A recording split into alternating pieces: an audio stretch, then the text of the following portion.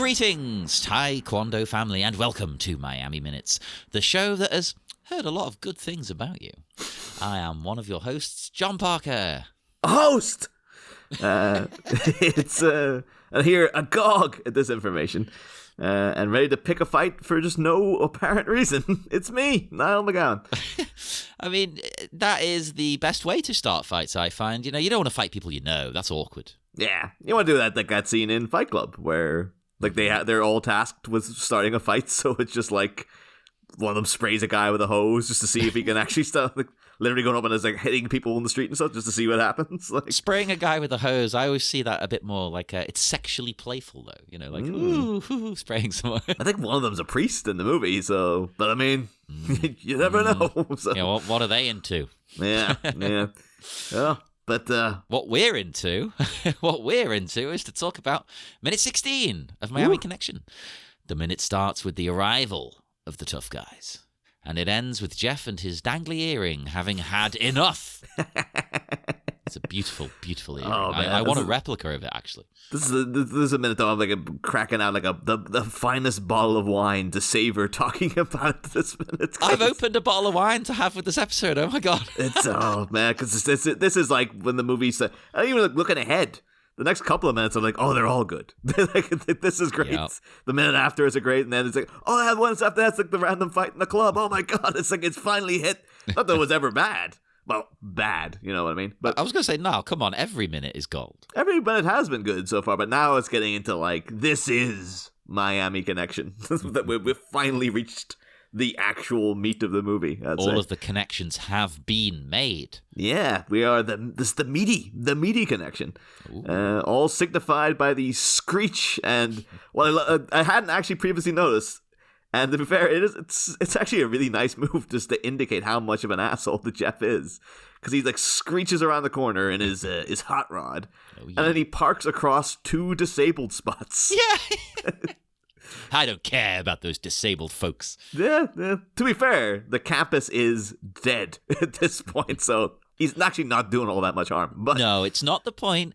A disabled driver might come along in 2 minutes' time and have nowhere to park. All because of Jeff. I think Jeff is the type that if they were to say something to Jeff, that's a scene I'd like to see. Like him dealing with that. Disabled! Spot! Although speaking of his car, in typical Sleepy Charlie Media fashion, Niall, I decided to look into what this car is. The thing is because his car is great.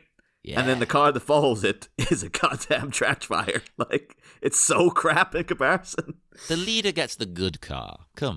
Yeah, but just the fact that it's such a drastic, like, you clearly know, like, oh, we know one guy who has a cool car. Yeah. And then the rest is, does anyone else have a cool car? No. I got I got a Toyota, like, bulb or something. Like, I got you get good mileage. Yeah, a Fiat Heap.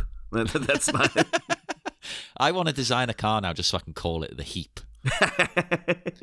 But I did look into what the car is. And listeners, if you haven't joined in with one of our shows before, you may not know that we are gearheads. Of course, yes. No, you might tell I'm being sarcastic. We know. I'm here to see you all the pistons and all the horses that are powering this car. There's many horses involved with this. I don't know. But I did find what it probably is. Yeah. Right? Usually the Internet Car Movie Database is pretty good with this kind of thing. Yes, that's where I went. The Internet Movie Car Database. People were not 100% though, because there's not a lot of contributions to this movie. Let's be honest. You know, it's not Batman. But also B, there is an inconsistency with this vehicle. Ooh. Mm-hmm. So, it's what appears to be a 1972 Mercedes-Benz SL R107. That is swanky though. Like I was kind of thinking it'll be like some sort of Dodge Viper or something, and it's like that's a Mercedes-Benz. Jeez Louise, that is. Jeff is earning good money. He must be. He's probably stolen it. But he is paying for Jane's whole education too. It's like I imagine it's just that, like, you know, to quote Sonny Corleone's, like, a lot of money on that white powder. Like he's making dough on these drug deals. So that's true. And then in natural, like, you know, leader of the gang fashion, He has the nice car. Doesn't give it to any of the underlings though. They have to whatever their wage is. It is not what Jeff is getting. Well, they got to earn their way. You know, they're not his sister. His Yeah. sister gets everything for her. She's a princess. Yeah. Oh, it'd be really like this right hand man was just like, oh, I really want it. He actually did want like a Dodge Viper. And I was like, yeah, but Jane needs new textbooks. And like, but Jeff, we're friends. I'm friends. I know, Jeff. I take it back. Maybe that's why he doesn't. Yeah, Jeff doesn't understand friends, so he's just like, why would I give somebody else something when it's my money? Like, that's the ultimate showdown, then, isn't it? The band who embody friendship and friends against a man who doesn't even understand the concept of friends. That's his whole. Yeah, that's why he's so aggressive to John as soon as he sees him. He's like, I know who you are, dipshit. Like, You're a friend guy. Although we get to so there is a critique of their performance in a little bit, which was I'd forgotten was in the minutes until I was like, oh yeah, this is oh. As I said, there was some debate about this because one user on the IMCDB pointed out that it has 380 SL badges. This must mean something to someone. Which were 1981 to 1985, but it has batwing headrests, which were last used in 1979. Also, there's no antenna on the trunk, meaning a pre-75 model. Ooh. It has Euro bumpers, which is even more confusing, basically. So the consensus seemed to be it's like some kind of Frankenstein creation, which I thought was very fitting for this movie. Like, it could be. Like, that's maybe it's that Jeff didn't spend money on the car. He just stole a bunch of other cars and then cobbled together like this is like the ultimate. Like, I've made my own beautiful baby over here. And I think outside of the universe of the movie, I think it makes sense, to be honest. Because if they knew a guy who's a gearhead who owns a fancy car that he said you can borrow, he's probably the sort of guy who's took the 75 model or whatever and souped it up. Yeah. Like he's probably, or the 72 model, I think, was the original, wasn't it? So he's probably, he's got that original 72 one. He's added he's added the badges he likes. He's added the batwing headrest, blah, blah, blah, I think one of those things that come back to bite you, though, years later, because then if you're like trying to sell the car, some people will be like, oh, this was a pre-75 Mercedes-Benz. But look, you've added all this crap to it. Like, I've watched enough Pawn Stars in my time where they're like, oh yeah, so someone's refinished this thing or whatever, so that decreases the value by quite a bit because any collectors are going to want the original thing. So yeah, this guy's probably like in the mid 90s is like, I'm selling it, and then it's like, what'd you get for it? Oh, not much, because it's like it is a Frankenstein's. It is a monster now. But they'd be like, hang on a minute, but it was in that successful movie. Surely you made loads of money. Well, we can't let Batwing headrests go without mentioning this. It's literally headrests from the Batwing. You see that behind Michael Keaton during the finale of 1989. The exact ones. They took them from this film. And, no, it's actually quite an interesting shape. I had not took that in at all until I read that and was like, what are they talking about? And I had a look. And it isn't a normal shape for a headrest. It's quite strange. It just sort of comes up at the ends. Yeah, it's like points. Yeah. It looks more a bit like a heart, like a heart symbol. But I would say that over a Batwing. But that's showing his contempt for love and friendship by putting he's resting himself on it. He's lying down on a heart. I have no respect for it. He got no time for your rules. No. That's why he's freaking over 2 disabled spots. I'll tell you what, though, right? As a non-car person, I quite like this car. If I could have a car like that, I might learn to drive. American listeners are probably confused by this. In England, you don't have to drive. It's fine. You can walk everywhere or get the bus. I mean, the time we were on, the first time we were on the Cast and the Furious, those guys going through the Fast and the Furious movies. And when they were like, one of their stock questions is like, what was your first car? And I was like, oh, none. Like, well, what do you mean? It's like, I've never learned to drive. I'm like, I've never even taken a lesson. I have no interest in it. Yeah. And they're like, what do you mean? Why haven't you? It's like, I've never needed to. Like, I grew up in a small town where you could walk everywhere. And I'm now in a city that has public transportation. And you can still near enough walk everywhere as well. Yeah, you walk really most places, don't you? Yeah. Yeah. So it's like, why would I? And then when my friends were learning to drive, I just learned from them that like you don't have to pay like insurance on this every month. You have to pay tax on this every month. It's like it's cost. I remember my friend Steve was just like, oh yeah, he just got rid of his car after a while. It's like, yeah, no, it was too much money. It was like I had no idea it was going to be such a suck of my finances every month. That's the thing. People always say to me like, oh, isn't it expensive getting the train and the bus all the time? And it's like, no, I buy a monthly pass. It's like it's £85 for the month, and I use it multiple times a day. And consider like a monthly tax for a car might be like $150 a month or something. Like and that's not even including maintenance and all other kinds of stuff. And some people that would be like, well, what if you want to go somewhere impromptu? It's like if you want to get somewhere, you can get there. Like it's never held me back before. So you could just walk to the train station, get the train to London. It doesn't. Yeah, it's fine. Oh, it might take slightly longer. Yeah. But who cares? I've got podcasts to listen to on the way. I don't give a damn. No, yeah. So that's my answer on that episode was like, I guess I'll put down my first pair of shoes because that was technically my first mode of transportation. These boots that were made for walking. Yeah. But no, this is if I could have a car like this or a DeLorean, I would consider learning to drive. I think the problem I have, as well as the safety aspect, is every single modern car looks like shit. Don't they? There's no style. There's no style whatsoever. I think, nowadays it's all supposed to be sort of... There's no flashiness then. I think maybe there gets... But even the flashy cars are very boring looking. Yeah. So, yeah. Everyone wants to be dull, but it's the same with fashion. Everyone's boring and plain and dull. It's like, no. We should live in a vibrant, fun world. Look at this car. Yeah. I think if I wanted a car, I'd be like... I remember when we talked way ages ago on Batminute to Molly Balin, and she was saying that like she worked on one of the Bring It On movies, and it was the one with Felicia Day. Ah, yeah. And I was just like, oh, and she was like, oh yeah, I remember seeing her around because you drove this really cool lime green bug, like they call them like a Volkswagen Bug. I was like, that's another cool car. Yeah. Yeah, I was like, that's the kind of car I'd want. Like, something very, very distinctive looking, and the kind of weird colors. Like, yeah, that's what I'd go for. But same.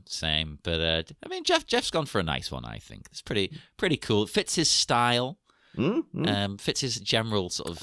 I'm almost now knowing that it is a bit of a hybrid. I'm surprised it's not decked out more for him. Frankly, I thought he would be having like, like an antenna in the back with like a freaking raccoon's tail hanging off it or whatever, and like they'd be having freaking death metal logos scrawled in the back or something like that. Well, the guy who owns it probably said, "Don't you dare scratch this thing. You can borrow it for the afternoon." Like he watched this scene and he heard that screech as it was going across. And he's like, "Oh no, what are you doing?" And make sure you fill her up with the right stuff. She needs premium. Premium, dude. I'm enjoying though in the background that like because I do get the vibe because it's so dead looking now, but I really get the vibe like this was filmed outside the university campus at like 6:30 a.m. Oh yeah, with no permissions. Yeah, and there's just this one couple walking in the back. And you just really get the vibes like these are people who have pulled an all-nighter in the library who are just wandering out now. They probably got their arms around each other because they're ready to collapse. Like they've got a dissertation due in the next day, and they're like, "Oh god." It's due in a day, and they haven't started yet. Yeah. And I mean, thankfully, I didn't do that myself because I'm too much of a worrier. But I did know people. My friend Tuye, I just never forget the day before her dissertation, bumping into her in the library where she had a stack of about like 10 books, and she's like, "Yeah, I'm gonna go write it now." Yeah. Somehow those people always pull it off and get a good mark, though. I'm like, how have you done that? She did. She got a first in her degree, but it wasn't. It was because her practical work was so like stellar. Like she was really good in other aspects. She just wasn't fussed about the theory. So well, I just did a degree late in life. That's fine. Late in life, like I'm 70. You've got a precious few years left. Yeah. Well, you never know. But I put in loads of effort and I got the mark below that. I don't know how Americans mark. The first is the top. I got the one below, 2-1. Yeah. And it's like, I tried like so hard. And she can write a dissertation the day before.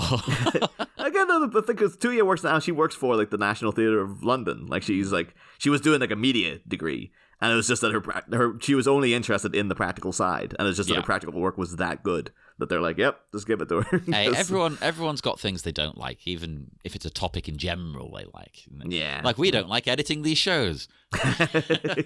Someone's got to do it. Yeah, it's got to be done. Yeah. The work is worth it. But anyway, in second 2 of this. Second 2. So yeah, we've had this real tough guy shit, screeching the cars, and Jeff gets out, approaches the loving couple. He's going to congratulate them, isn't he? It's one of the highlights for me of this minute is the sheer awkward performance of Jane. Yeah, because like they both have the guy playing John. He's doing a kind of like appropriate reaction of just like, what the hell is it? But Jane is like, I think she wasn't given any real direction because she looks both kind of happy to see Jeff, also baffled, and also kind of looking at John with a kind of like, huh, this is my brother. But it's also got a kind of a bit of like, she is also taken aback of like, what the hell is he doing? Like, why are all these people? So maybe it is supposed to be a mix of all those things. I think it is. I genuinely do. I'll defend it because I think she's like baffled. Why is he here? But also she knows how to perform for him. Oh, I pretend. Oh, you're my loving brother. You're so great. Thank you. But but behind his back, she doesn't like him. Yeah, I think you in particular are giving her too much credit. But later, I don't think she knows how to guard herself against Jeff. Her whole performance should be completely different, really, with him as her brother. She should be much more. I think we might have mentioned it in previous episodes. She should be more like Adrian or something from Rocky. Like, I'm getting some Adrian vibes here. The way she's clutching the books to her, I think that's like a standard. Because that's on like Grease and stuff. You always saw all the girls going around carrying their books like that. So I think that's just like an American schoolgirl kind of thing. But Yankees. But I think it's also like it's the awkwardness on her face and the kind of weird fixed smile. Instead of it being a mix of emotions, it comes across like, oh, she's not a professional actress. And she's not a particularly good amateur one either. Oh, no. She's trying. No. But I mean, when you're up against, a acting behemoth like Jeff here. To be fair, he's really acting his heart out in this scene. Whether it's good or not remains to be seen. But he's given it his best shot in his action man fatigues. He's 100% an action, or G.I. Joe, as it was called in America. Yeah, that's actually even better. G.I. Joe. That's more American. Yeah, I'm just like, the shot of him coming out, there's so much to take in. Not just in him, but like in the background, there's a guy getting out of a car who's got double denim going on. But he's got no shirt under. I think he's got a denim shirt that's just lying open. Yeah. But he's got like nothing on underneath, and he's got a yellow headband, which might be like, oh yeah, but he also doesn't look. He hasn't got like. He looks like a dweeb, so he doesn't look like the kind of cool guy who could pull off that look. It's just very much like this is the local greengrocer, and they're like, yeah, look tough. Like, but how do I look tough? Just wear your toughest thing. Like, what have you got? Like, the headband. Hey, he's a tough guy. Yeah. These are the tough guys. You've been told that already. No, but then Jeff, everything he's got going on. It's the sleeveless fatigues. It's the fingerless gloves. The chest hair. It's the chest, and it's the fact that vest is way down past his nipples somehow. Oh, and if you look, I think he's cut it himself. I don't think it's meant to be that low. He just said, I have to show up just how virile I am. How much of a man? It's like I shaved his chest this morning, and it's only 6:30. It's been an hour. He's full on Robin Williams. He is the dark Robin Williams. Basically. This whole outfit, as you say, it's something else, right? And as somebody who used to wear camo pants sometimes, I was going for like a later period Clash look. They always look a bit weird, man. Yeah, and he's in it head to toe. Yeah, but like, are you interpreting this as a legit thing from Jeff? Because like, what age is he? Is he like? He's got to be what? Maybe 32? I'd say. I mean, he looks like he's in his 40s, but he's clearly about 30, 32, I think. Yeah, because it's like, well, would he have served in Nam? Would this be like I'm a bad old rat old man from Nam? Oh, like maybe that explains his. Not saying everybody who went to Vietnam's horrible, but I mean, like, his damaged sort of psyche. He's been betrayed by his country and yada yada yada. I was there, man. The Jeff reason the he doesn't Cobra like Kai. Friends is he's like, you try to find your friend's legs. Like that's see how many friends you want to have after that. Yeah. Oh, I hadn't considered that, you know. I thought it was pure fashion because of what he paired it with. Like those shoes. Oh, the shoes. They do not go with his whole look. No, wouldn't you? Right, basically, I like the tucking the trouser legs into the socks. I think that's quite a cool look. Interesting fashion choice. I used to do that, but into combat boots with these pants. Wouldn't it fit him more to be wearing combat boots with this? He should be. I guess we've established he seems to have money. But I would have been like, should he not be, like in the Breakfast Club, like John Bender's boots, this brown work boots, but he's got like duct tape on them and stuff because they're falling apart. And he just doesn't care. I mean, Jeff could be like that as well. He could have money, and he's just like, I don't know, they're boots. Like, but the fact he seems to have pristine, like bleach white sneakers, they look as if he bought them that day. Yeah, he bought them and then he came round. Yes. Yeah, maybe that's why he's like, I gotta show people my shoes. It's amazing. Holy crap. Oh. And I think John can actually sense the negativity from him now. Like he looks a bit perturbed, doesn't he? He's sort of like, I'm not sure how to take this, actually. Maybe she's right about it. Well, but he also plays along, doesn't he? Well, I'll do the right thing. I'll introduce myself and be nice. John's facial reaction though is very like, if Jeff saw you like that, he would be like, you seem to be looking at me a bit agog, sir. What's your problem? Well, you've just got amazing chest hair, dude. Good, but maybe that's why, like, I saw Jane wearing that top. That he just borrowed Jane's top. Like that's supposed to be like the goes that low because of the cleavage. And then he works backwards. Like that's why Jane doesn't like him. He keeps stealing her stuff and then stretching it out. God damn it! He's too muscular. Clearly, yeah, he's ruining it. That's what that earring was. I was like, that's her earring, and then he lost the other one. So that's her problem with him. we get Jeff's crew. They just randomly start insulting John out of nowhere. It's insane to me. Like that one guy who's making fun of the performance of the band, isn't he? And he's like, "You think you're so bad with that kicking shit." And he even imitates the kick really badly. Yeah, but as I recall, though, this might be one of those ones like the Miami Connection, much like Arrested Development. It you appreciate it more with repeated viewings because I'm pretty sure there was no kicking and stuff during the Dragon Sound number we saw. So if you were watching this playing off, you were like, "What's he talking about?" Like, we didn't see him do any kicks on stage. I'm tempted to go back and watch it again right now while we're talking. I'm pretty sure like they were all playing the instruments during Friends. So he was shirtless and stuff, but he had a guitar on him. He wasn't kicking anything.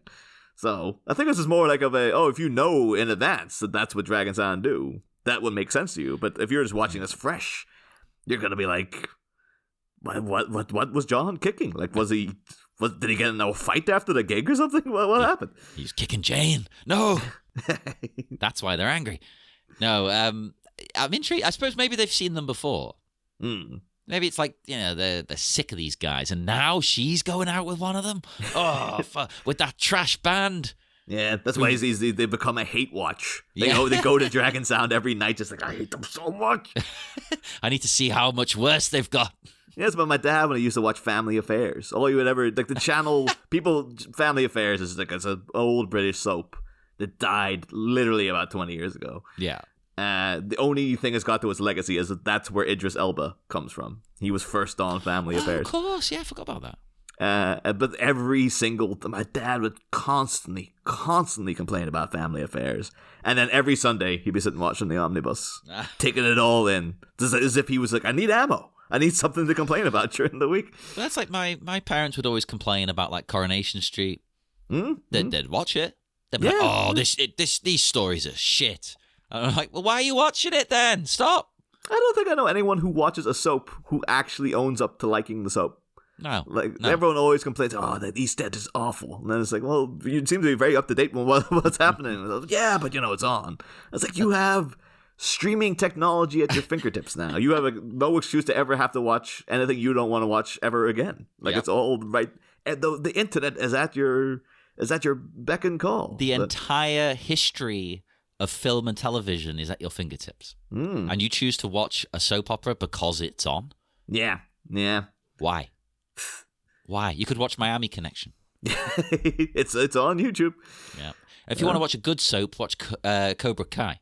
Yes, 100%. Yeah. It's a straight up soap opera in the best way. And Americans as well is a difference for you. I always find your soap operas are beautiful people. Usually they'll they're the heiress of a fashion house or something. Everyone's gorgeous models, and it's about their affairs and things. And it's always there's always an actual evil twin and stuff. There's literally very fanciful, yes, this person has come back from beyond the grave and had a facelift, so now it's played by a different actor. It's amazing. I love it. But the difference is, over here, it's always really poor people who are really scummy. Yeah. And I'm not saying poor people are scummy. I'm just saying it's those two things combined. I'm poor, for fuck's sake. I think the escapism of the soap is Americans are kind of looking to soap operas or things are wouldn't that be the life? That's a kind of thing to aspire to live on Malibu Beach and be able to run around with hunky surfers all the time and stuff. Whereas in England, it's this is the escapism of, at least our lives aren't as bad as this. They seem to have much, much worse problems than we have. So thank God for that. Two different approaches to inspiring the populace. Yeah. It's I've got things are pretty rough here, but at least I'm not Ian Beale, And what did he ran a chip shop, and then did he run a video shop at one point? I don't know. That's what happened to him. It was just the advent of streaming hit him, and no. That would probably be a plot line when his video shop closed down. Was it him with the video shop, or was it that other guy? Didn't Barry work in the video shop? I think he was the laundry. As I recall correctly, Ian Beale was laundry. Laundry? Was he? No, was he Chip? I don't know. He had chips at one point. I'm sure he did. Yeah. Because wasn't it? Yeah, it was Beale's Fish and Chips. That's how he started. Oh no, it was Curly with the video shop, wasn't it? That's a different soap, John. That's a different part of the country. That's Manchester, for God's sake. Oh yeah, it is. That's Corey. Yeah. He used to be in a band with Morrissey. The guy who played Curly. Holy Curly shit. Watts. Yeah. Before the Smiths were formed, he was briefly I think it was a one practice band. They got together, and then it was just nope. But years later, he's yeah, I know that guy. Yeah. That's amazing, and that's actually believable. Unlike when Hulk Hogan said he was asked to join Metallica. It's were you? Really? Apparently the singer of Metallica came out and said, no, he wasn't. Well, back then he's probably just Terry Hogan. He was just Terrence Hogan. It was before. Maybe that was the rejection from Metallica made him go and buff himself up and stuff. Well, there you go, right? His real name is Terry Bollea. Oh. Terry Bollea. So that's how you know he's a bad guy. That's why he should have turned heel long ago. No, and Vince McMahon gave him the name Hogan because he wanted much like himself, he wanted a champion with an Irish name. Oh. So he was like, Hogan. It's okay, cool, that's my name. A tribute to Hogan's Heroes or something? I don't know. It's an interesting choice, isn't it? As an Irish person, I would never put down Hogan as being an Irish. That wouldn't be my go-to Irish. But McMahon. But oh yeah, totally. But yeah, it's a bit more left field, isn't it? There's a Hogan mentioned in Irish Rover, isn't there? I think maybe in my head though, because the most famous Hogan beyond Hulk Hogan to me is Paul Hogan, and he is notoriously Australian. Yeah, but his family will come from Ireland, won't they? That'll be where he's from. Although I do know a Lauren Hogan as well, whose family are very Irish. So there you go. Yeah, there we go. I don't know why he specifically chose that name though. It could be a tribute to Hogan's Heroes. He's it could be genuinely a heroic Hogan. Oh, there you go. And that's assuming what you're told is true, because it's hard to believe Hulk Hogan. He comes out with so much bullshit. In fact, I don't ever advocate listening to the wrestling podcaster Jim Cornette. He used to be a manager and stuff. I hate him most of the time, but he's got a great compilation talking about the lies that Hulk Hogan has said over the years. I'd recommend everyone watch that. It's amazing. Oh. But this person, though, mocking the kick. Yeah. I think it's someone trying to put on a bad guy voice. But it also sounds very dweeby. Because you think you're so tough with that kick and shit, man. Yeah, he thinks he's so tough. I was well, who are you to talk? It's got very hype. I look at it because it's a guy with like a mustache and stuff, but I wouldn't be surprised if that was like somebody's mum with a fake mustache on, pretend you're a biker. Like, don't be dip. Yeah, there you go. They're perfect. That's the voice. That's the voice right there. It's ridiculous. And I love the whole idea of, you know what, I'm going to insult a great kicker who is also super tall. Did you not see Game of Death? And also could shred on a guitar as part of one of the greatest bands that's ever existed. So he's good with his hands as well. Catch these hands, bitch. Although I am choosing to believe that the dramatic synth music we're hearing is in fact diegetic, and that they've been blasting that out of the cars since they're all tuned into the exact same radio station and tearing on. They're like, yeah, we love ambient synth. That's our thing. So, but why would we want something with melody? Like, what the hell is that about? That's why they hate Dragon Sound. Yeah. Oh, though, John, I noticed something because there's so much to take in with these guys. Like, there's the guy doing the kick. The guy to the right of him is like he becomes more prominent later in the movie because I remember he's one of my favorite characters. The guy on the other side with the leather cap and like the it looks like a bike lock wrapped around his waist or something. Yeah, wearing that vest that's barely there. Are you ragging on his lock? Want to trade belts?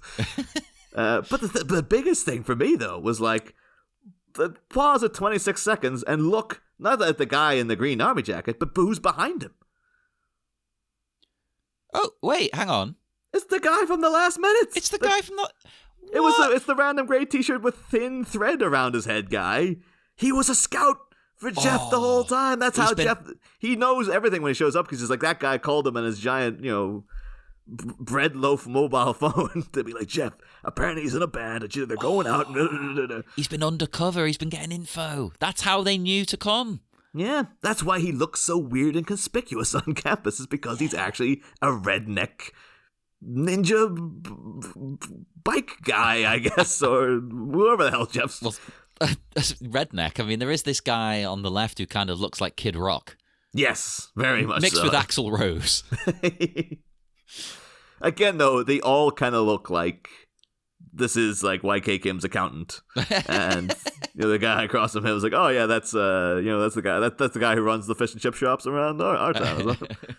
Ian Beale himself is in the background. Oh, now that would make the movie. Can someone Photoshop the British soap character Ian Beale into this scene, please?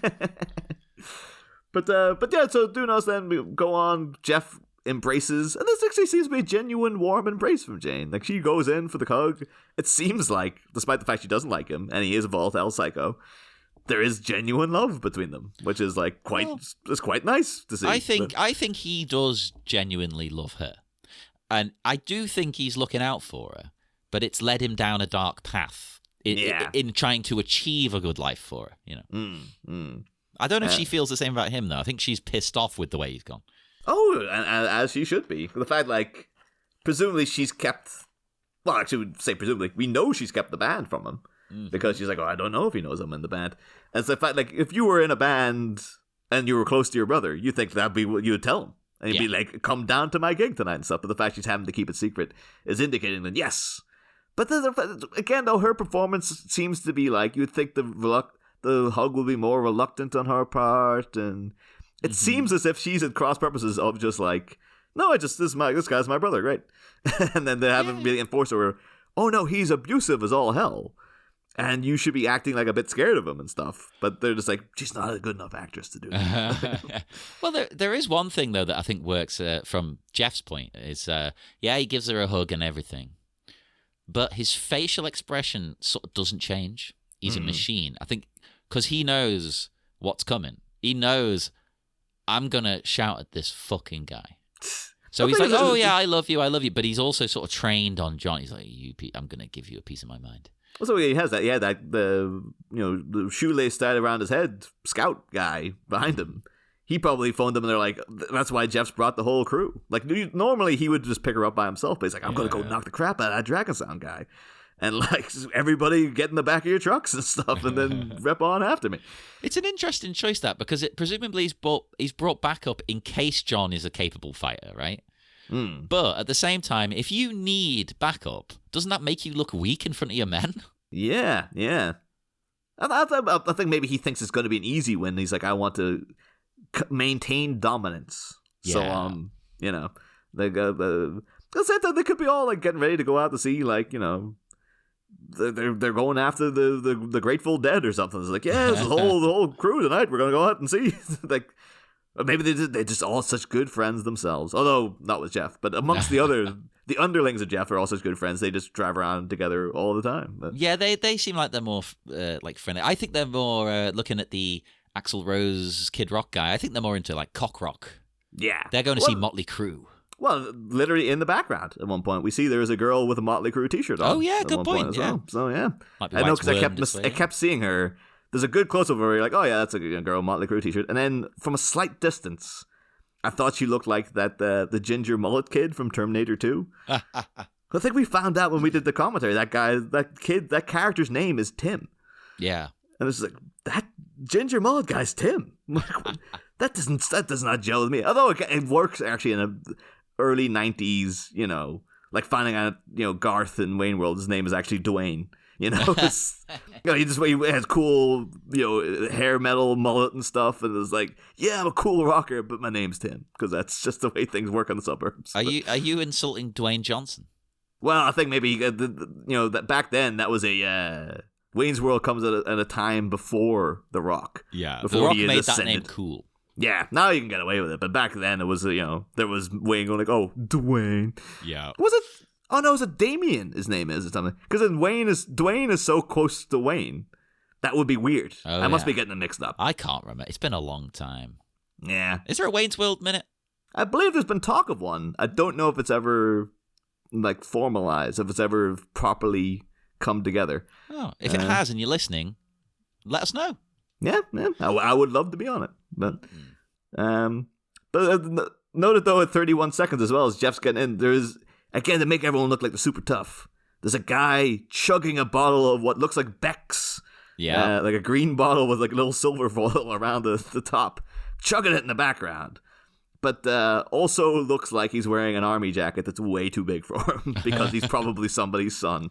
And they're like, yeah, look, throw this on, kid. It's like, that's my uncle who died in Vietnam's old jacket. Yeah, who cares? He was like 200 pounds heavier than you. It doesn't matter. I used to wear jackets just like that because I'd go to secondhand shops and nothing ever fits in a secondhand shop. You can never get a decent size. I would have to buy them too big, but I just liked them, and they would still have the soldier's name on them and stuff, and I'm like, oh, that's cool. So I used to have one of those. I wore it for such a long time. Really long green army coat. Oh yeah, and it was one of those ones I always had. For some reason, they always came with the German flag on the. Yeah, they're all German, every one of them. I don't know what that was, because I remember I used to get crap then from people thinking I was like some sort of like, I was like supporting Nazis or something. Even though it's a German flag, not it's a German Nazi flag. It's been like, it's been like, 70 years since not all Germans are Nazis. What the hell is this about? But yeah, I mean, like, I think people were just giving me crap for it in general, but. Yeah. But yeah, it was always weird. Like, why was it always the German flag on that? I never got why they didn't mix it up. And yeah, the UK must have imported a load of ex-German military stuff or something. But oh man, I love that coat. That was a great coat. That saw me through like 16 through 21 or something like that. That was a constant presence out there. I'm going to get you a new one now for your birthday. Now there got those times I've looked at if not the coats, then you get the shirts, which are basically the same thing. I've still got one of the shirts, yeah. Yeah, I always was like, maybe I should reinvest because it was a good look. I always liked it. But well, listeners, if you want to treat Niall, there you go. Yeah. I'll chug a bottle of Beck's in the background of recreations of Miami Connection. As I alluded to before here, John, I think, is the bigger man. He holds out his hand, says hello, and that I've heard a lot of good things about you. And I just sort of thought that shows us what a great guy John is. We know this is bullshit. But he's trying to be nice, integrate into the family. It's like, well, I don't want things to be awkward because we're seeing each other. So I'll be nice. I'll shake his hand. Oh, I heard good things about you. Bullshit, but a nice bullshit. It's like I literally heard about you for the first time about 20 seconds ago. And it was all negative. Yeah, in those 20 seconds, I guess I know you're paying for the school, so that's good, I guess. No, it's a big move. I think that's a great thing for John to do. It doesn't work out for him because instantly Jeff just turns to her and goes, "Where'd you find this son of a bitch?" I was like, "Whoa, calm down, holy shit." I got really transfixed though because we spent so much time talking about the University of Central Florida. I noted in the background there's a guy with a Notre Dame t-shirt. Oh, yeah, the pronunciation of that in America angers me. Sorry, Americans. No, just pronounce it properly. It's Notre Dame. Notre Dame. But then, when people talk about the university or the football team, I always hear about Notre Dame football team. Notre Dame, yeah. But I was wondering, this guy is like, maybe he's come. He's like, oh, that's goddamn. Like, he's an ex-alum. And he's just like, yeah. I want to come rough up the friggin' Central Florida assholes. Yeah, maybe they're rivals on the football field. Yeah, so he's like, that's why I'm here. Got my sweatband on just in case. But Notre Dame. I did briefly look into because we looked into previous people who went to University of Central Florida and found out the famous ex-alum of Notre Dame. Sorry, Notre Dame. No, you can say Notre Dame when it's about America. It's okay. No, Condoleezza Rice apparently comes from there. Whoa, holy shit. Regis Philbin. Oh, okay. I know Regis Philbin just from being like, apparently he's a TV host. Yeah. And the only reason his name ever stuck with me was because of that episode of Animaniacs where, they had Good Feathers, which was the spoof of Goodfellas in the kids' TV show where they had pigeons who all hung out and they're all gangsters, basically. Oh, yeah. And they used to perch on a statue of Martin Scorsese. And then they replaced, I remember one episode, they replaced the statue with a statue of Regis Philbin. And I was like, 6 or 7 going, who the hell is Regis Philbin? Yeah, not a bloody clue. Yeah, but they kept singing the song, which was like, Regis Philbin, on TV with Kathy Lee, Regis Philbin. And I was like, that song stuck with me. I was like, I have no idea who this man is. The only reason I know who he is because I had on the PlayStation 1, I had the Who Wants to Be a Millionaire game. But I was living in Pakistan at the time, and the only version available at the time was the American one. And he was the host. Regis Philbin was the American host. So you don't even get any nostalgia for Chris Tarrant. You're just like, no, Regis is my millionaire. No, I was into the UK show first, but there was no UK game yet, even though it's a UK game show. It would have been great, though, if it was such a pirated game that Regis Philbin wasn't even the actual host of the actual show. It's like, no, this is a knockoff. They faked it all. My favorite version was always the Indian one. Pakistan didn't have their own one, but you got Indian TV. So the Indian one was brilliant. Kaun Banegra Crorepati. Yeah, man, they friggin' made a whole movie about it. The Slumdog Millionaire, based around the Indian version of Who Wants to Be a Millionaire. You know what? I've never actually watched it. Is it the actual host from Indian I Millionaire? believe it's the actual guy. Yes! It was so good, honestly. And most of it, all the writing was in English, so you could follow along. And Indian people have a habit of slipping into English anyway, probably because of our colonialism. Yeah. So you can pick up a lot of what's going on. It's great. I think it's one of those. It's like McDonald's too. I remember seeing a brief making of Who Wants to Be a Millionaire thing where they're like, they did the same thing like McDonald's, but then also things like Pop Idol or American Idol, where they came up with here's the format, here is the theme tune, and here's the music that plays in the background because this is designed with the notes specifically in mind to get into people's heads and to kind of have an effect on people to make. So that's why you go in McDonald's and they have a certain lighting and certain color scheme designed to kind of make you want to stay there and stuff. Well, that's what the franchise is. It's not just buying the name, is it? It's like a whole thing. Apparently that's the same thing they did with Who Wants to Be a Millionaire. That's why the logo is the same the world over. That's why the music's always the same. It's this has all been I don't want to say scientifically proven, but I think they did go out of their way to be we've designed it to be as addictive to watch as possible.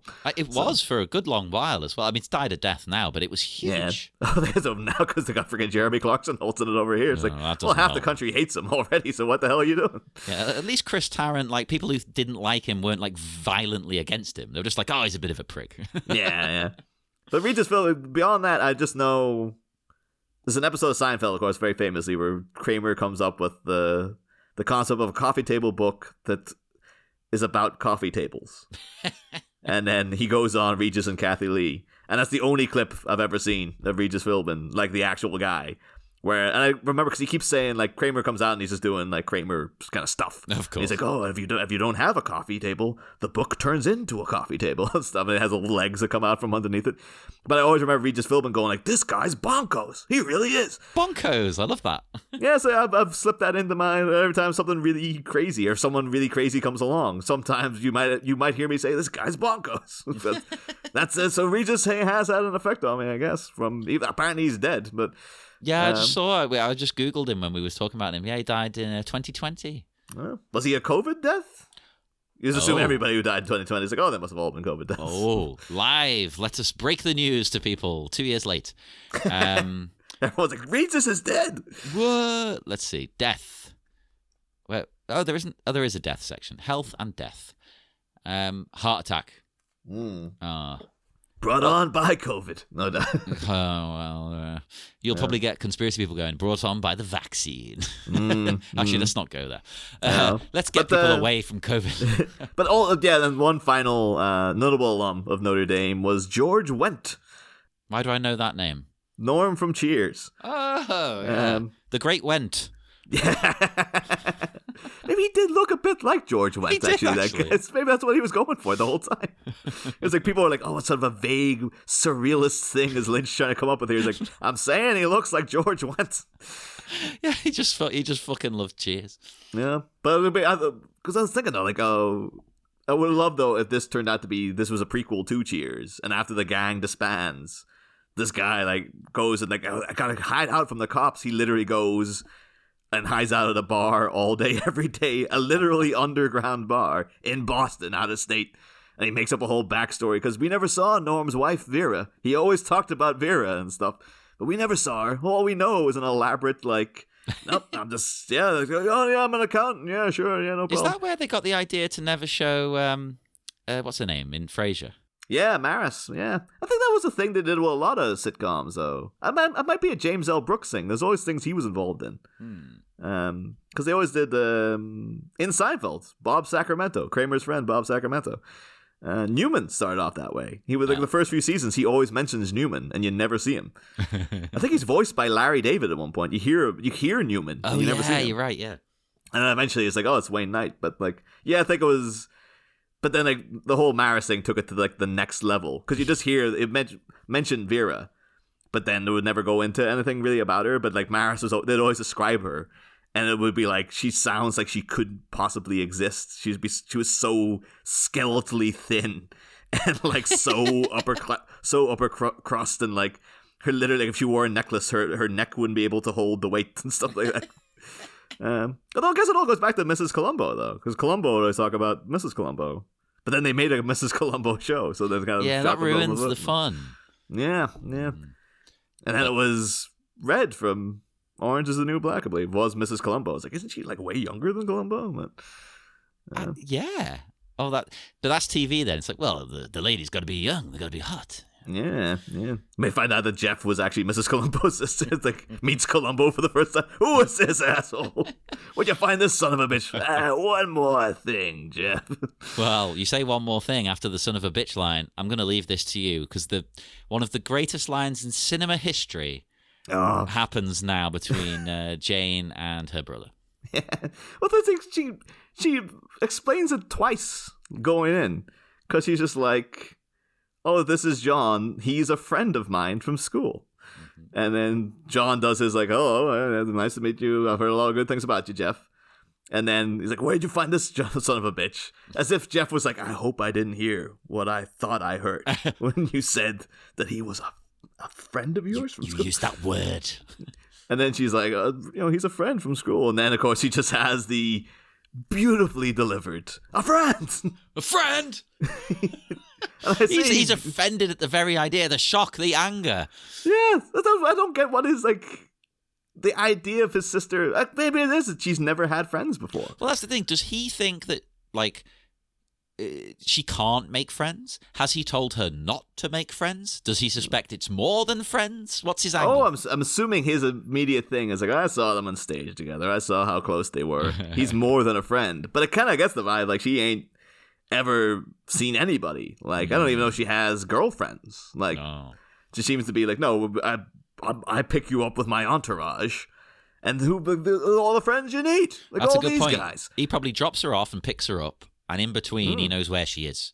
Yeah, you got friends with Billy Bob, Mullet, Ford Heap over there, Uriah Heap, friggin' Jacket Too Big, all these guys. Jacket Too Big. Too Big can be the surname then. We've christened this character.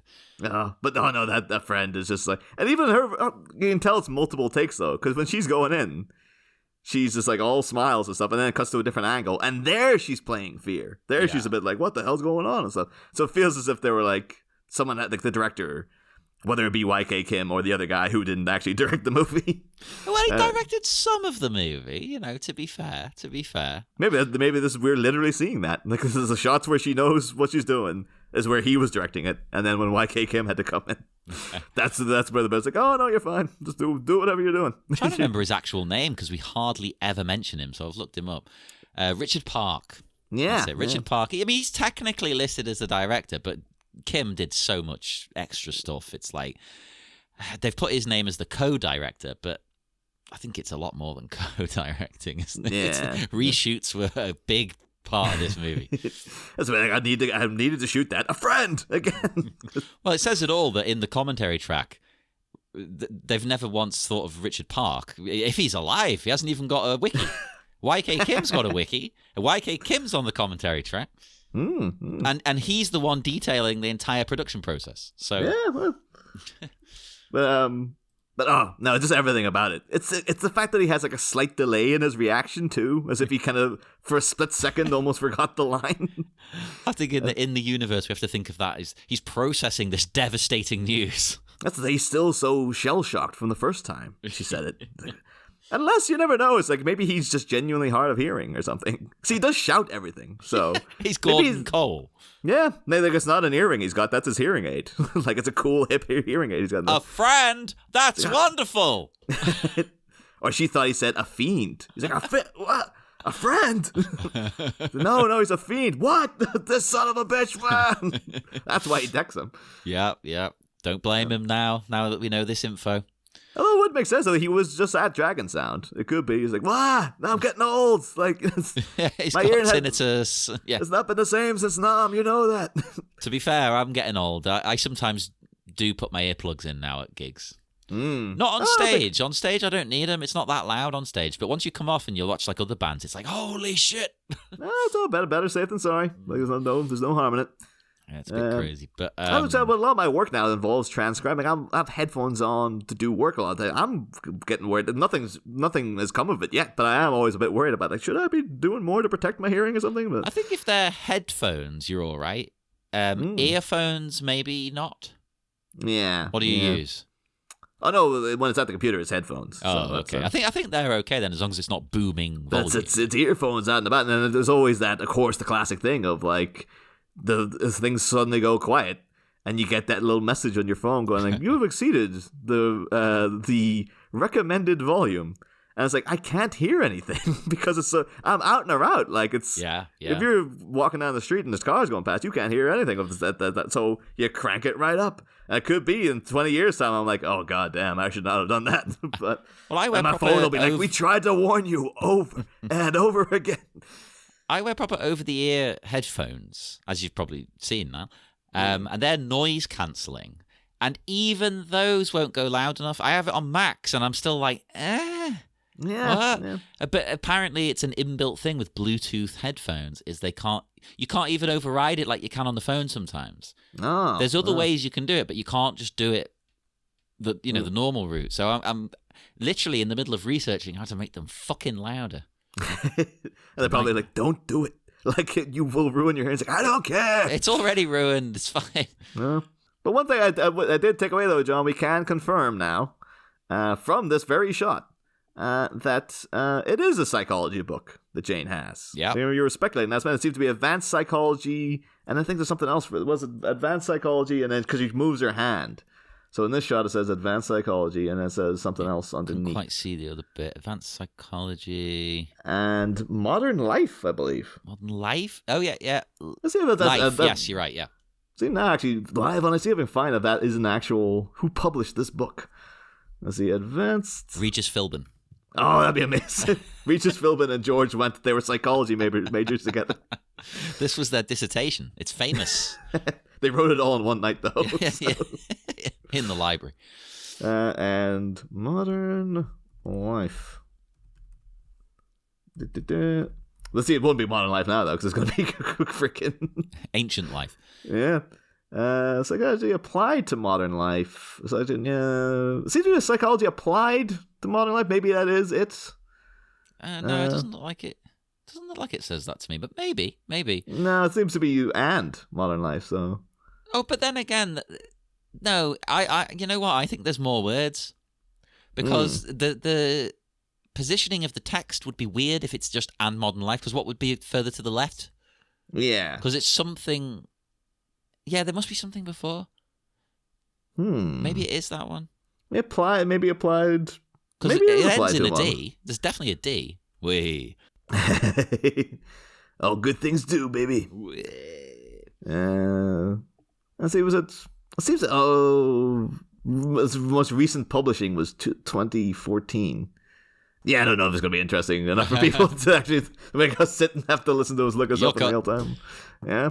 But apparently it is currently, if it is advanced psychology applied to modern life, it is currently $64.99. So, like, when she chucks that book at Jeff, he should be like, I paid $64 back in the 80s. What was that? Well, school books are not cheap. My university books, they're included in the cost of the course. But when you look them up online, people are selling them for like £90. I did not. That was a little thing that that was a kick in the teeth when I arrived at uni, because I assumed like textbooks in your secondary school or whatever, they would give you the materials. Wait, did they not? No, well, not all of them. You go to the library, there'll be stuff there, but then they're like, how many copies do you have of that? So they come in, they're like, well, these are the books you should buy. And they're like, well, you have your loan in. You have your student loan. You can go and buy them. It's like, but that's like 80 quid. Like, I don't have that to spend. Are you nuts? Oh, that's wild. That's another good reason to do open university then, like I did. It's included in the cost. I only had to buy a couple of books that were for specific like assignments, and it would always be like, oh, buy this book of poems on Amazon, it's £6. And you're like, okay, cool. But still years later, because if they had told us in advance that we would need to do that, it would have been fair enough. But then to just get there and be like, well, here's the course, but the textbooks we'll be teaching you from, you need to go and buy. I hate things last minute. It does my head in. Just people need to communicate. Say that up front, and then you won't be frustrated and thrown in and like lost. Yeah, totally, 100%. But no. Well, that's how Jeff's feeling though. He's like thrown in at the deep. You've got a friend. You know, he can't quite wrap his head around this. It's the same situation with you. You were like, what books? Even though he saw them on stage together last night, he's like, what? Oh, I thought you were like some sort of work acquaintances. I would never say friend. I thought you were going to say like, I thought that was just a guy you were fucking. I didn't realize it was a friend. Oh, gee. You can bang who you want. I don't want you making any connections. No. She's a Jedi. There's definitely not any Miami connections, I'll tell you that. She comes out with a great line in response to him, though, when he's, a friend. She's like, how can you act like that? And I thought, this sounds like, this isn't the first time this has happened. It's like, oh my God, he's doing it again. No, he definitely is not. No. There's like or unless he is. No, it's a tough one to gauge that, because I don't know if it's happened before. It was in the delivery, I think, rather than the words. It was like, she sounded exasperated. Like, That's if she's genuinely, because she knows he's a bad guy, but if she's like genuinely shocked, they're like, how could you do this? Or it would be more like, oh, how can you do this? Because it's, we've been through this before. Like, but do keep in mind she's not the best actor. Yes. Yeah, no offense to her, she's better than me, but Yeah. I mean, it could be an event because Jeff hasn't in the past told her, no friends. That's why he's so, a friend. It's because he's like, we have talked about this before, and I told you, no goddamn friends. Not with my sister, not in my state. Yep, and he's not standing for it. But then, well, he literally isn't, because then he straight up punches John in the face. Holy shit, right? Even for a villain, I thought that was pretty wild. Just flat out smacking a guy for no reason. Holy fuck. Yeah. No, but I think that's the way Jeff deals. That's how you stay in charge of the gang. Like, you punch first, ask questions later. So I think when he's on the ground, he's like, "What do you think you're doing, you son of a bitch?" That's he is literally punch first and then is asking a question. So yeah, true. And Jane's response is quite, appropriate. I think she flips out. I mean, granted, she does give her brother the weakest of physical reprimands. She's like, yeah. Is she hoping like the emotion of the act alone is going to win him over? Like, if he sees how upset I am, yeah. Especially not done for like the classic thing you always get in movies of the woman slapping him across the face. Happens in Batman Begins. Katie Holmes slapping Bruce Wayne. It's very, and he just sits and takes it. It's like, you're trained by ninjas. Yeah. Just before you go, Katie Holmes, you do realize that I was trained by Raj Al Ghul and I could have killed you. I choose not to. But I don't have to save you. So no. That's what I think she does. He does literally left her outside Carmine Falcone's friggin' bar. So it's like, well, I don't have to save you. Speeds off in the car. I'm not leaving you to die, but Yeah. But yeah, there could be this all going, like, particularly now having to see this in front of the girl with the Motley Crue thing. He's just like, you're a friend with a guy from Dragon Sound. We're a crew or a crew clan or whatever. What do Motley Crue fans call themselves? That's a good question. I don't know. I'm friends with someone who loves Motley Crue, and I've never listened to them, so I don't know. Oh no, I've never sat down to listen to Motley Crue. No, I mean, I've heard the odd song about on them. TV or whatever. Yeah. Jeff would be more like, I want girls, not friends. But no, I think like, this would have been like the because like Motley Crue kind of died after this. They had the thing of like, they strung to, like, they were desperately clinging to relevance in the 90s, which is why like the Tommy Lee sex tape was such a big deal. It was like, I got something, I guess. But they had like they were basically killed by Nirvana. Like so many bands from the 80s, it's like grunge happened, and then they were passé. Yeah, I think they had that Generation Swine album that just died at death. It's just like, but I think that eventually then they got around to been like, we want to be more than girls. Yeah, and I think nowadays we want to be artists. Yeah. I think nowadays they are just like touring and playing all the old hits, and people love it. And it's like, hey, all right, we're party guys, I guess. Yeah. As of today, recording the 27th of October 2022, to date it, people, the guitarist, I believe, from Motley Crue has retired from touring. Oh, just today? Like, yes. Literally today? Yes. Oh, wow. What a bizarre coincidence. Let me just look up his name, because, of course, I don't know them too much. Yeah, you go. Mick Mars quits touring. Yeah. He's retiring due to his health. He's like, I think it's like 71. And his back is fucked, basically. Yeah. And he's like, he says, no, his hips, sorry. He says, my hips started hurting so bad every time I turn my body, it feels like someone's igniting fireworks in my bones. But the sad bit is, he then says, I didn't have enough money to see a doctor, so I just kept hoping I could do what I usually do, will it away. I think they are guys who, they have that very famous biography book, The Dirt. Oh, they made that into that Netflix thing, yeah. Yeah, I understand. I've not seen the film. I understand it's terrible, but I know my brother, he raves about the book because he's like, oh, they're awful. They're just awful people. But it's really fun to read about, like how. But that would make sense. Like, of course, Jeff's crew would be into chauvinistic cock rockers. Like they're assholes. They don't have time for songs about friends and like, what are some of the other Dragon Sound songs? Friends. What? Ninjas, I guess I do have time for ninjas. But well, that's the thing. Like, the one thing this movie lacks in general, no offense to Jane, but is a strong woman. Jane's pretty cool, but I mean, like a woman as part of the crew, as part of the Dragon Sound. Like, if you made it now, and I don't mean to box tick and be woke. I mean, like, you would have a woman as part of the team. Yeah. She would be kicking ass, and it would be cool. In fact, do a sequel now, and Jane's a martial arts expert. Boom. Oh, that'd be weird then that she was also living in the house. So it'd be like, is there kind of weird sexual tension to this? Or like... Well, her and John can have their own room separate from the other guys. Will she be walking around in the open jeans with just a towel slung over her She's shoulder? one of the boys, you know. I remember there was a movie, School Ties, with Brendan Fraser and Joe Pesci. It's about like Brendan Fraser. It's like early 90s. Brendan Fraser is like a Harvard student. And I think Joe Pesci writes a paper for him. Joe Pesci's like an actual tramp, like a homeless guy. And I think he writes a paper for him or something. And it gets Brendan Fraser like an A+. It turns out Joe Pesci's like this genius and stuff. But Maura Kelly, the second Donna from Twin Peaks and Firewalker, the lady they replaced Lara Flynn Boyle with. Yeah. There's a lot of it. It gets very sexy to watch, but like it's pure writer's fantasy of she just lives in the dorm with the guys. And so it's a scene of them talking to her while she's in the bathroom. She's the bathroom door lying open.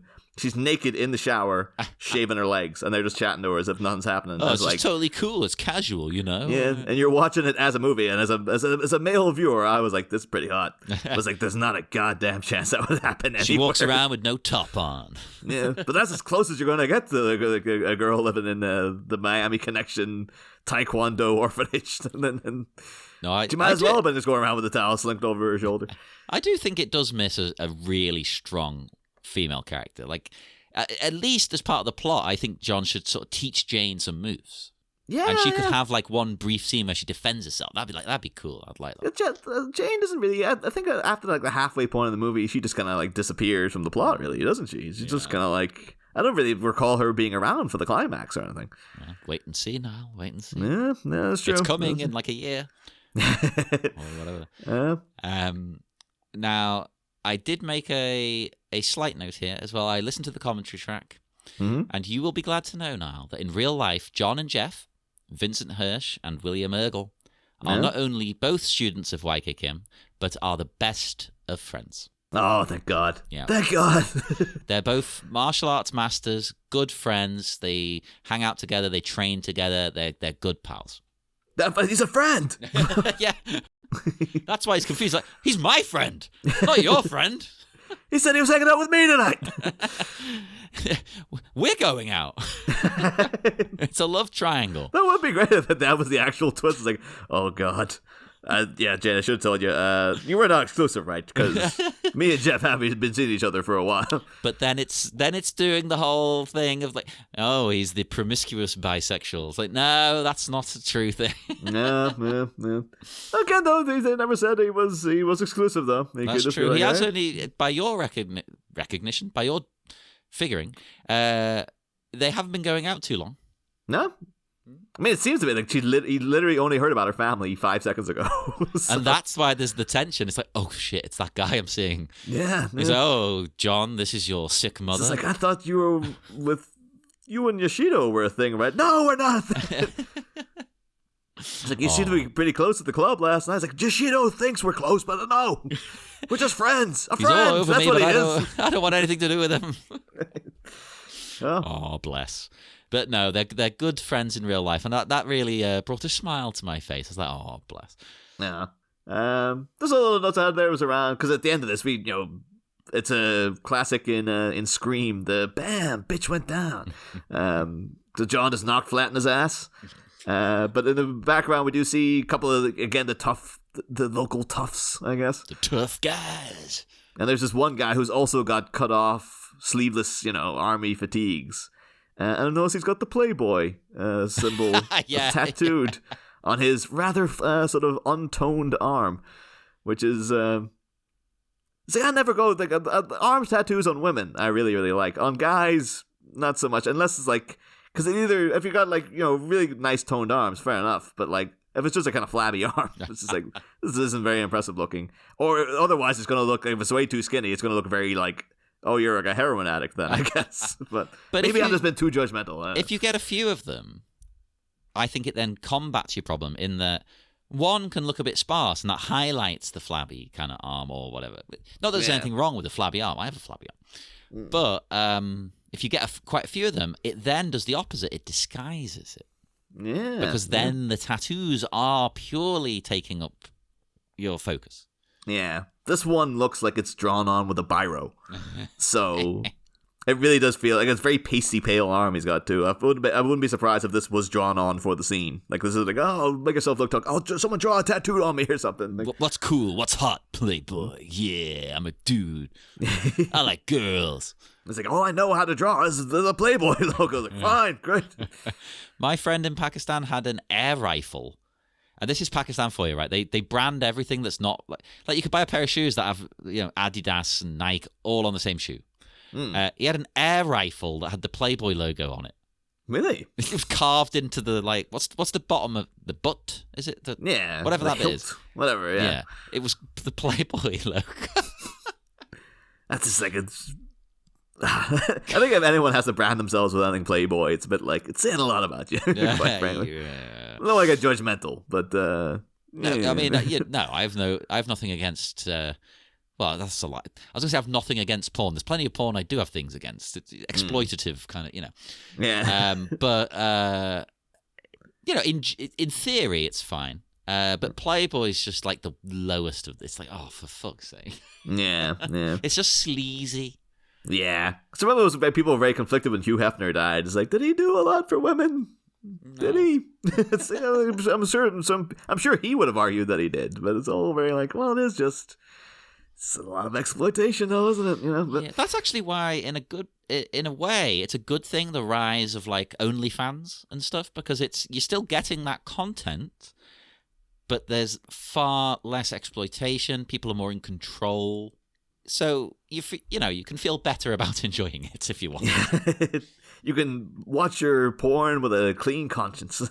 Exactly. If the creator is the one coming up with everything, then you don't feel, you're like, well, they're obviously either they're into this or they're happy to provide this.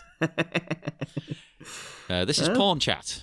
Yes. I mean, if you want to do porn chat, John, I'm qualified. Aren't we all? But no, I think that's me. I kind of know what's coming up next minute as well, so I'm just excited to get into all this stuff. Yeah, that's me Notre Damed as well. Yeah.